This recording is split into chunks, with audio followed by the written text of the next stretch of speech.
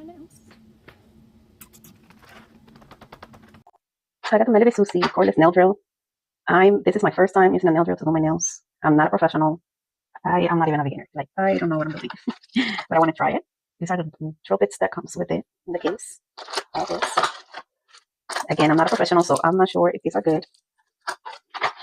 I like the menu because it has all this stuff before. It tells you like what all the nail bits are for, which is awesome for a beginner like me because I don't know what each of them are for. See, it has all the specifications here. This is great. I love this because I know which ones to use for whatever. So it's gonna be very helpful for me. It's great. And then it has it in several languages. So yeah, I'm gonna attempt to do this on myself, on my nails. I do gel X myself. Don't look at this. I did a hair color and they got stained. But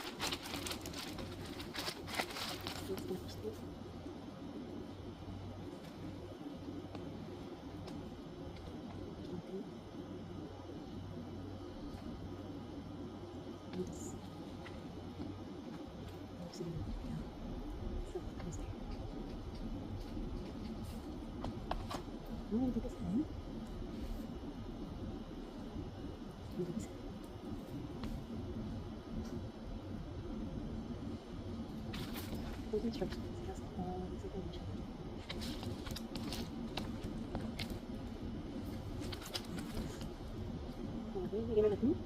only.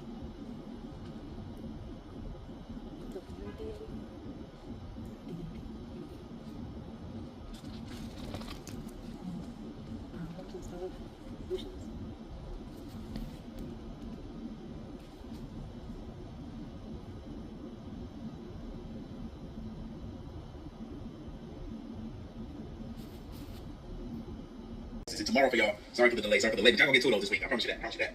And then hopefully I can get to the actual compilation video like what Snapcam does here of all the clips that you guys sent me. I'm familiar. Oh, look at that thing flying. That's dangerous. Situation takes a terrifying turn in this next clip, captured in the kitchen. Ooh, nah. You better not know. I don't think it's the same one. This ain't the same clip. I don't think. We've seen something like that happen before, where a woman was in the kitchen and a knife fly out the little nightstand thing over there. No, that's crazy. You know how dangerous that is? Even if you're like playing, like you got somebody got a string and they launching that thing, that thing, it was right next to her. It could have cut her face, cut her eye. You don't play like that. That's crazy. Clip. Could it really be haunted by a malevolent spirit? Nah, that's crazy. I ain't seen not a string. What's happening in Candace's home? Could it really be haunted? Ooh, ain't no strings attached to that knife. Haunted by Look at that. And ain't nothing through it except for a spirit, maybe. Malevolent spirit or some other paranormal force. And this man ran back in the room to check to see what snatched his son out of bed after his son told him what happened. Well, listen, say, can we watch the Omen? Yeah, we can watch the Omen. I got to just make sure that I haven't already seen it. Miss Chilling, leaving visitors with stories they'll never forget. Man, Brown and Press. Brown and Press says the Earth is ghetto. Wait till you see tomorrow's TikTok conspiracy theory video. You're going to get an even bigger understanding of just how ghetto Earth is. She got beautiful skin. With all that great hair. This next eerie clip comes from the YouTube channel Scarefix, and it's one that's left you was thoroughly spooked. The original source of the footage remains a mystery, but what it shows is enough to send shivers down your spine. The clip begins with a man taking a late night stroll through his neighborhood when he suddenly spots something unsettling happening at the local playground. Bro, them ghosts was out there that day. I don't know if these were adult ghosts for kids ghosts, but there's a bunch of ghosts out here playing on the playground. Look at that. That's crazy. There's no one else around. Nah, how you explain that? Nah. The entire playground is deserted, yet the equipment seems to be in full swing, as if invisible children are at play. So what do you think? Is there a rational explanation for what's happening in this playground? Or could it be something otherworldly at play? Man, I ain't gonna lie. I would do the teeter totter with a ghost. That would be fun. Coming up in our last segment in just a few seconds, we take a deep dive into one of the greatest sports curses of all time, particularly in Osaka. The most raucous of these celebrations took place at Ibisu Bridge in Dotonbori, where elated fans leapt into the canal to honour each player's name. But when it came time to celebrate Bass, who was distinctly American with a beard, a fan seized a plastic statue of Colonel Sanders, the mascot of KFC, from a nearby restaurant, and hurled it into the river as an effigy. What seemed like a harmless act of revelry would soon take on a darker significance. According to the urban legend, the spirit of Colonel Sanders, angered by the disrespect shown to his likeness, cursed the Hunching Tigers. The curse was simple. The Tigers would not win another championship until the Colonel's statue was recovered from the river. The curse seemed to Hey, baby, your name is crazy. It cracks me up every time she says, you always make my Mondays. has no idea what was caught on camera, leaving viewers to speculate about possible explanations. So what do you think's been caught on camera here? Love to hear your thoughts down below. What's that hell? An unsettling photo has recently surfaced over on Reddit, shared by user Balto Old Trowel. The image, taken by a friend referred to as Jess to maintain her anonymity, has left many viewers spooked. Real quick, Brandon says he came across my channel in a member every single 22 months, baby. Going strong. According to the post, the photo was taken about 4 years ago when Jess was with 2 friends. They were attempting to capture a humorous, unflattering flash photo. What they ended up capturing was something far more eerie. Oh, what Background the photo on the staircase. Is Beetlejuice white? A figure can be seen. Why Beetlejuice white? Why he go around the front in front of her face slow? I can't believe we just watched that mess. Yeah, here y'all go. Right here. The coasters. You know the coasters. And yes, I signed each and every last one of the coasters. Yeah, whoever had this idea, thank you. I haven't used one yet. Let me use one. I put one on my, I was thinking about it. Put one on my coffee table. Reddit user Previous Frame 2842 recently shared a chilling photo to the platform. According to the post, the user's father snapped the photo back in 2015 during a school event held in a local forest. At the time, nothing seemed out of the ordinary. However, around 4 years later, they noticed something eerie in the background of the picture. Standing all alone in the background is another child who appears strangely out of place. You think? Unlike the others, this figure looks semi-transparent. Really? It's just darker back there. Is it? The user has been left wondering about the origins of the childlike figure. Did they get lost in the forest, or is this the spirit of someone who met a tragic fate in this very spot? The image has sparked debate among commenters, with some suggesting it could just be a trick of the light or a photographic glitch, while others believe it could be genuine evidence of a ghost caught on camera. Hey, I'll do your boy a big favor. For the deep connection he had with the people and the places there, many believe his spirit continues to roam the island, leaving behind an aura that's unmistakably Bowie. So could this be a case of wishful thinking, or is David Bowie's presence truly felt on the sandy shores of Mystique? For those who visit the island, the possibility of an encounter with the Starman himself adds a touch of mystique to this already magical place. That's fascinating. That is so fascinating. How there's stuff going on in the world and stories and ideas and urban legends that you wouldn't need to know about. This giant chirashi bowl, 3,500 yen, so 25 bucks. This thing weighs maybe 2 to 3 pounds. What? That chashu flavor is definitely steeped into the noodles. It tastes like really good, fatty, porky, stir-fried soba noodles. And the noodles actually really chewy and springy. Great texture. Try a piece of this chashu. Oh, that's some of the most tender chashu in the land of ramen. This from Costco. It's easy squeeze with a chopstick, and it's just falling apart. I spit into a very lean piece, even that melts in your mouth. And that goes so well with the noodles. Chase it with an egg. Those things are better than perfect. Ridiculously creamy yolk. You can actually taste the vinegar in the yolk. Not really adds to that umami flavor. I'm already almost halfway through this. This is a fantastic buy from Costco. I forgot how much this is, but nothing was really expensive. The chashu, the eggs, the noodles, everything top notch. No, definitely surprised by this. So this is called hashed beef. I got it one because it looks interesting, and two, it's really hard to get from Costco to this hotel. So it's hard to try 2 things that are overly big, and this is like one of the smallest things I've ever seen at Costco. So it looks like fatty beef in some sort of curry. You really do need to eat this over rice, and luckily I keep a bunch of emergency rice laying around for just such an occasion. Let's try this. It's so good. Wow. Well, that flavor just keeps coming at you. I haven't even taken a bite of the beef yet. Just that curry alone straight up clocked me in the taste, but this is tom yum. This is the best one. Wow, I feel that heat just go from the tip of my tongue all the way down my throat right here. There's a lot of heat in this tom yum. It tastes just like a restaurant tom yum. It's citrusy, it's spicy, it's packed full of umami. You taste the shrimpy flavor in the soup as well. The heat level I think is perfect. It's just enough to hurt you, but not do any damage. I think this is better than some tom yums I've had at restaurants. Every single sip is a blast of citrusy heat and pure, deep, rich umami flavor. Oh, especially with slippery with some noodles. I'm gonna take a lot of this stuff home. Oh, this is so good. I think that's good for dinner. I just got 2 more things to try. Sit down when I get hungry later. Late dinner time, my last 2 Costco food items. I'm so excited for this. Frozen ipuro ramen. Like I said, I tried the instant ipuro ramen. Never tried the frozen one before. Plus, for dessert, these little moose bites. So when you open up the ipuro ramen, you get frozen uncooked noodles in a sauce pack. And I have it cooking up right behind me. So there's also a sauce pack that you just mix with water. You can make your soup as concentrated as you want. Yeah, that is first of all pretty concentrated flavor. Secondly, it is smoky. I don't even remember ipuro being this smoky. This is crazy good. The noodles came out super al dente and chewy, very elastic in texture. Grabs onto that soup very well, and that soup is phenomenal. It's definitely very porky and rich. You'll definitely need to grab like other stuff from Costco to go with this ramen. You need some chashu for sure. Maybe some scallion soft-boiled egg. But this one is all extremely delicious. If you pair this up with that amazing chashu I got from the package of noodles, which I think also came from Costco, this will be completely off the hook. So this mini, sort of mini moose bites. There's a lot of different varieties in here. So the first 3 I think is raspberry, lemon, and passion fruit with a little cake on the bottom.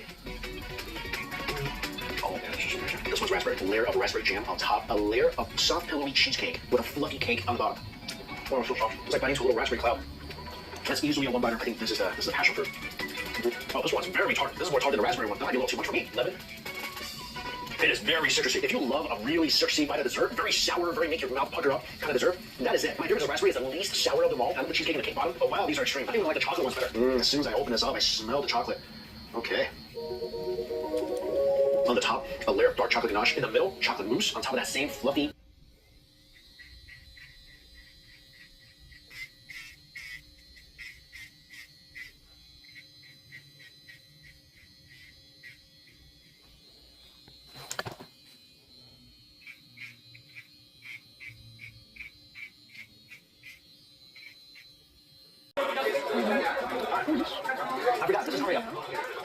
super curry up. Don't put any salt in it. Put your salt in yourself, which I find kind of weird, but little pepper, chilies, salt. Getting there. Way more salt. Oh yeah, not that great lamb flavor, actually even better. It just warms your whole body up. It's really smooth, almost creamy lamb soup. There's a lot of lamb innards inside. Intestine, liver, stomach. Anyway, you find intestine. The song playing Apple music comes to mind because there'll be some funk in here. They're not horrible. Overall, this is delicious. This is a great light meaty soup. So especially like the kidney stomach. I like the more flavor. Nice sweat. I'm gonna try these noodles. Freshly handmade noodles, guys, making it outside. Oh, this is delicious. Yeah, baby. Wow, this place is awesome. Come here, get some lamb soup, get some noodles. Status, fashion, carrot, and sweet. They also get the flavor really, really well. The meat is nice. This is pretty simple. It's meat broth, little scallions, little meat. The combination of the chewy texture, the flavor, the noodles is just intense. Let's do more chilies and Chinese vinegar.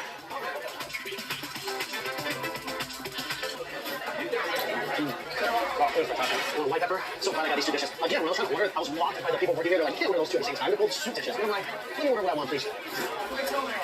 Chasing little pickle vegetables. Again, you can tell this is handheld because the little shapes and textures are different, and that's where all that great mouthfeel and shoot. One last thing I gotta eat. There's these skewer shops all over this area, and another very, very popular food item in northeastern China is skewers. Actually, it's popular all over China. And here you can grill yourself.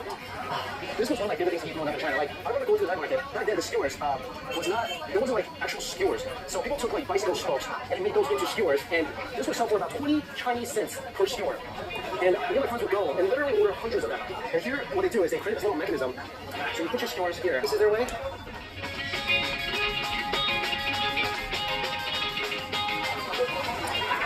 When it comes to these skewers, you always gotta get lamb because the fat is very necessary. There's nothing in the world like a crispy piece of fat. The lamb's the only skewer where you have enough fat. You can afford to cook this a little longer, and the meat stays juicy. This is such a cool experience when it comes to the Chinatown because I love that Chinatown I've been to. Not many are specifically very northern.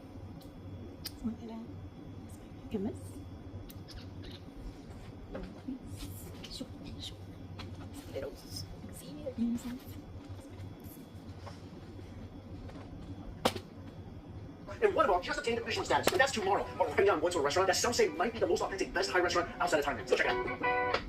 So this Thai restaurant is called Isan Zap, and they gained Michelin recognition for 3 of their dishes. The first one was the Nung Tok, then also got the green curry, following the Tom Zap pork ribs. Food is here. First dish is called Nung Tok. It is marinated pork seasoned with herbs. Nice tofu and crab roll. Never had that before. Definitely need that. That's also only $15.99. Holy cow, soups here too. Okay, yeah, that was a lot of dishes. Every page, dishes just jumped out at me. I've been to a Sichuan restaurant a long time. I'm so excited for this. First couple dishes are here. Whenever I go to a Sichuan restaurant, for me, like treats has to how good it is. I try a few classic dishes. This is one of them. Fuji Fei Pan, husband and wife lung slices. Dish, of course, way less harmless than it sounds. It's beef. It's so freaking good. That wrapper, very, very light and thin, delicious, porky filling. And you really want this thing to swim as much as possible in this hot oil before it comes to surface because it's not overly greasy. The heat is right on. It doesn't overdo it. So much flavor in the sauce. And also just a ton of delicious garlic with just a tiny hint of ginger in the sauce, which will go with a lot of things. And they definitely do with tomato sauce. This is probably one of the most interesting dishes I've ever speculated. I love Sichuan dish flavors to eat, especially paired with tofu. It feels light, but the flavor is immense. It's just all that great natural crabby flavor concentrated in this dish. If you love crab, this is some next level stuff that you'll probably find in England food heaven. Yeah, you've never had anything before. It's a must try. This next dish I am also so excited about. This is the crispy pork knuckle, and it looks very toasty and nice. The skin on top, you can tell right away it is gonna be a crunchy. There's a bone from the knuckle with all that beautiful tendon and cartilage shaped skin from the knuckle. This is definitely deep fried, and they tell me that they marinated this knuckle for a day before they cook it. Look at all that fat all over my guy's face. That's all scrumptious, melty fat on top. And like I said, the meat is on the bottom. Look at that glistening pork. This falls apart very, very easily. 2 different sauces comes with this dish. One is the sweet and sour, and looks like spicy as well, and one is the barbecue. This one has cumin, sesame, some chilies. Let's duck in here first.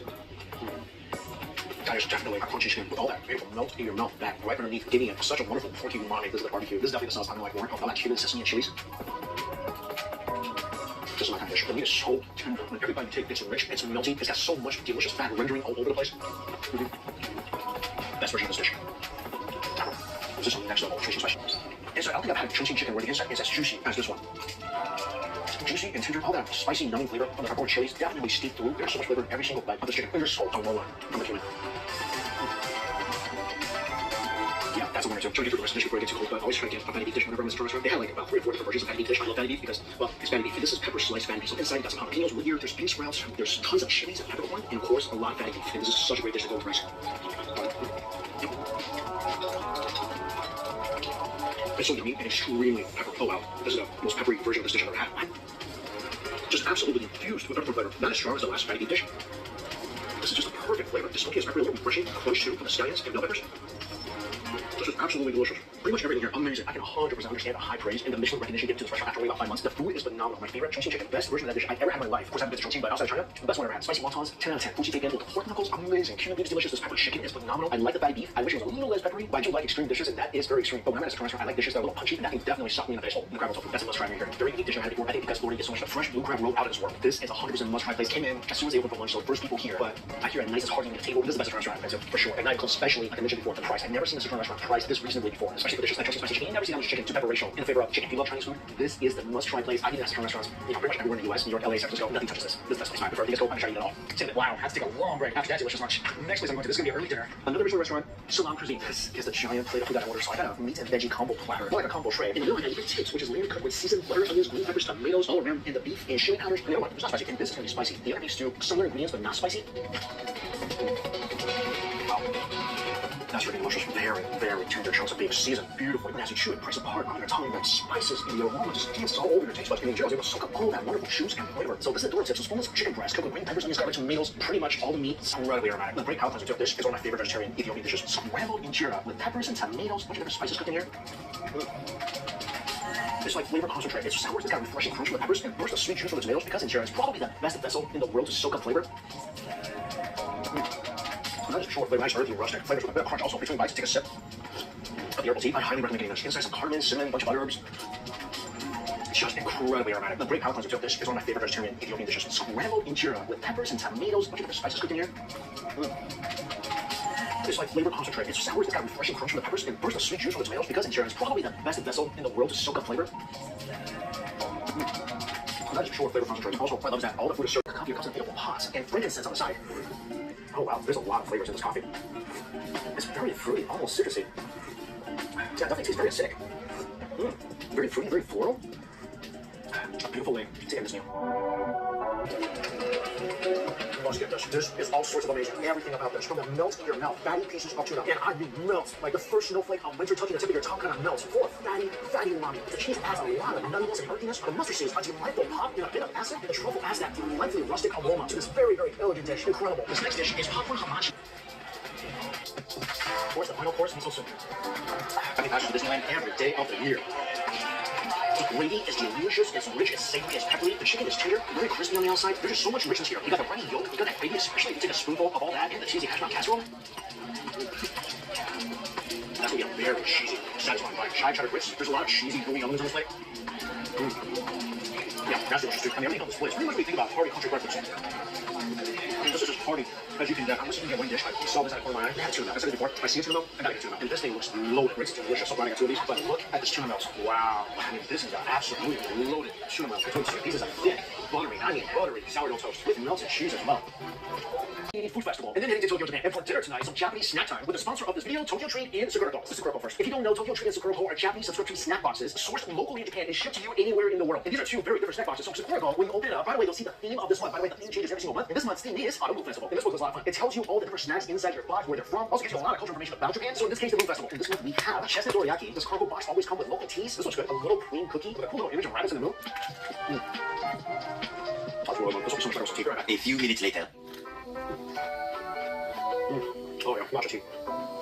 So good, these little crispy wafer crackers. There's also mochi, little candy rabbits. So what makes the Sakurako unique is that each box comes with 20 traditional, authentic, artisanal snacks and teas. And every month there's a new tableware item. And this month, again, Moon Festival plates. Again, every single month, Sakurako's gonna have a box of very traditional, authentic Japanese snacks. And they work a lot with local Japanese snack makers. And some of them have been making snacks for over 100 years. Tokyo Treat, on the other hand, let's see what's in here this month. This month's theme, Moon Feast Snacktacular. And Tokyo Treat is a fun and exclusive Japanese snack box featuring unique and exclusive flavors from all around Japan. Each box is filled with a variety of full-size, fun, exclusive Japanese snack items like unique flavored Japanese chips, occasionally some Japanese sodas that are only available in Japan for limited time. And this is something I always look forward to. The monthly Kit Kat flavor. This month is matcha.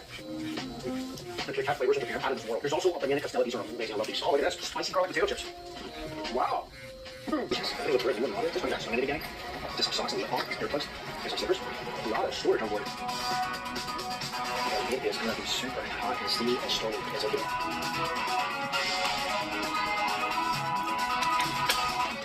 Not a lot of these. That's okay. Just kind of the whole second season of Taking Shrimp. That's in before lunch. And they just got over finishing some of those reviews. Smoked salmon on the salad. Raised beef short rib. Sounds really good. Let's go for that. Also, there's another storage here with headphones and a letter. This is a pretty nice business class.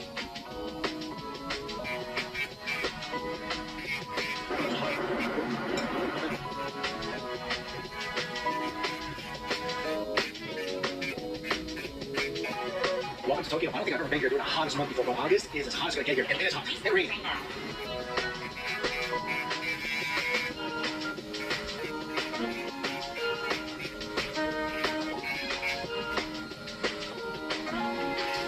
And during my Tokyo stay, Section L. So Tokyo hotels are usually really expensive, but I always had a good experience at Section L. Yeah, these are cozy little apartments, but they're way cheaper than hotels. So you get a bed, little table, there's a microwave and a fridge and a little kitchen. Biggest thing, there's a washer and dryer. So I'm gonna be in Tokyo for about 10 days, then heading to Osaka, and then leaving for Taiwan. And right now it's completely dark outside. It's only about 7:30ish. I'm equal now sleepy and hungry, so yeah, I think I gotta go for some food. It says island sushi. I think I get some sushi in. I only been to this place once with my friend John. It's pretty good, and it's open 24 hours. Sushi's on right. Slide on this miso soup, clams inside. Just the miso soup is so much more fresh clams. It's bright fish color. Oh my gosh. There's some fatty, juicy sushi and all that juice, that fat is sealed inside until you take a bite, and then just flow everywhere. That's just pure fireworks. There's something so amazing about being over McDonald's breakfast.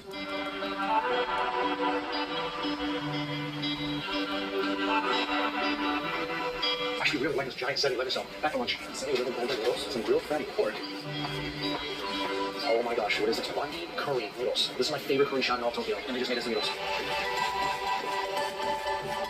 Okay, dinner time. I got the 7-Eleven Gundam noodles. I got some grilled fatty pork. Also, got a container of rice because I got another one of these 7 premium beef stews. That's gonna cover my rice with. I got a package of grilled chicken heating up in the microwave. And for dessert, Bundy curry noodles. I was just thinking about this place. In my opinion, best curry in all Tokyo. So this Gundam noodle smells really peanut. Inside looks like something noodles, some seaweed, a little bit of minced meat. I feel like this little container of Gundam noodles is not gonna fully fill you up, but it's definitely gonna satisfy that Gundam craving. I mean, if you guys ever crave Gundam noodles, you know what I'm talking about. This thing is peanutty, it's rich. The noodles are good because they're so thin. The flavor soaks through very easily. They got some nice crunch on the sprouts or some greens. This thing's really tasty. Little whole noodles. That's great. The meat is pretty good. I remember this restaurant you go to. If you order an appetizer of Gundam noodles, it just comes in this little bowl, pretty much the size of this. So yeah, this is a little Gundam appetizer. So this beef stew takes about 2.5 minutes to cook in the microwave. Pour it over the rice, and oh my gosh, I'm just squeezing the beef with my chopsticks, and there is absolutely no resistance. And there's different. Okay, this is gonna be a big lunch. So I got 2 bento boxes. One is a fried chicken with vinegar and tartar sauce bento. Interesting. The other is a grilled pork curry with egg. I also got some potato salad. Got some wagyu onigiri. What looks like coffee pudding. I said this before. All convenience stores, best desserts, sweet items. All lost. Some black pepper beef. I got a shrimp and sweet chili bun. Some sweet cheese. Oh, this is so cool. This is a shy muscat whipped cream bread. So muscat grape cream inside. And this sparkling stuff. Oh, also, I think this is Contrary to popular section, poltergeists do not retire when the sun comes out. They go about their days in the same way as we do, something this guy found out the hard way. This looks familiar. Dang, the second he put that down, it started sliding. A lot of commenters seem to think this could be the result of a wet table. That table's not wet. Sagging or tilted flooring. Dry. The original poster, who is an employee at the restaurant, swears Ghost to show them that the kids might not have been the only ones taking advantage of the activities. John, how are you doing that?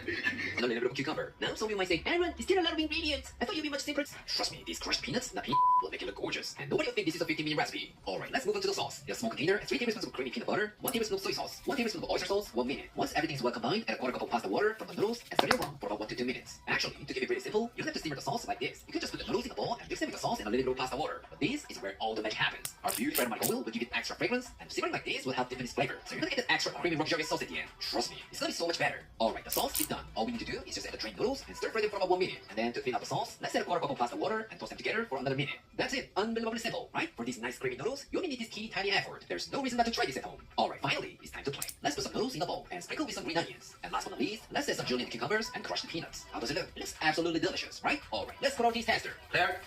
엄청 촉촉하게 맛있어 보이네. 위에다가 약간의 땅콩을 탁 뿌려놓은 게 핫하게 느낌 난다. 맛있겠다. Alright, looks super delicious. Let's give it a try. I'm gonna make it thoroughly.